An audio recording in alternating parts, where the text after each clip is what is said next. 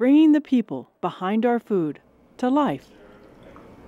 There's a lot of different ways that you can make mead, but mead is simply put any alcoholic fermented drink that's made from honey. To make a batch of mead, it all starts with the beekeeper. The ingredients are honey is obviously the most important one, water, and then we add yeast and nutrients. My brother Nick and I, ever since we were young teenagers, have always fantasized about having a business together. This whole process evolved over many, many years, and the way that it came that we were going to start a meadery was I took some time off between graduating high school and starting college, and during that time period I was doing odds and end jobs, and I was hired to work at a bee farm.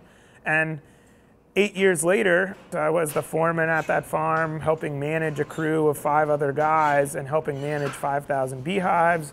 And I had a few hundred of my own beehives, and sort of a passion that both Nick and I had taken up during our 10 years in college, and even before that, was homebrewing and making sauerkraut and cheese and just the general process of fermentation. And so we were both very passionate about fermentation and agriculture, so Nectar Creek was just a marriage of these two passions.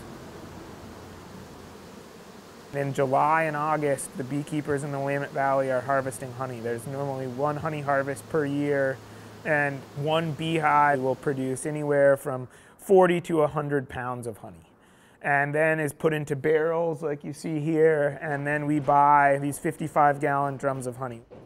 We heat that honey up to about 90 to 100 degrees, which is the same temperature it is inside the beehive, and that honey in that more liquid, more viscous form allows us to easily brew it with our water to get the mead must going. Once we get the mead must to the right specific gravity and the right dilution of honey and water, we add our yeast and our nutrients into the tank, and then throughout the next 2 weeks, the mead is fermenting, producing alcohol and CO2. We really work hard to capture the flavors of the honey. And so we do a cold fermentation that allows a lot of those flavors from the honey not to be driven off during the fermentation if it was hot. And so depending on the honey you use, the flavors carry through to the final product a lot. About 40% of every batch we put into kegs, and the other 60% goes into bottles.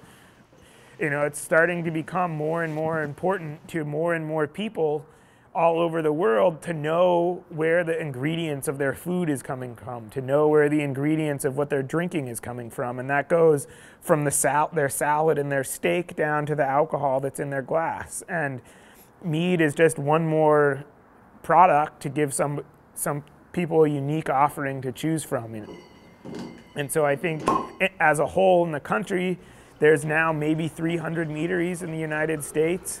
We at Nectar Creek, we have the opinion that the more meaderies there are, the better. I know we can't make all the mead for all the mead drinkers out there, and there's a lot of other meaderies making delicious mead. Somebody came in recently and brought us a mead that they use black tea, orange peel, and fresh orange juice in. Who'd have thought that that would make a good mead? But the mead was delicious. And if you think, you know, it's pretty simple, you know, a cup of black tea with a little spritz of lemon and some honey is a delicious way to drink black tea. So why wouldn't it taste good fermented in mead? And so the opportunities for us to make unique and exciting meads are really endless, and we're excited to have, you know, our lives ahead of us being young entrepreneurs to just keep pushing the limits and making new and exciting meads year after year.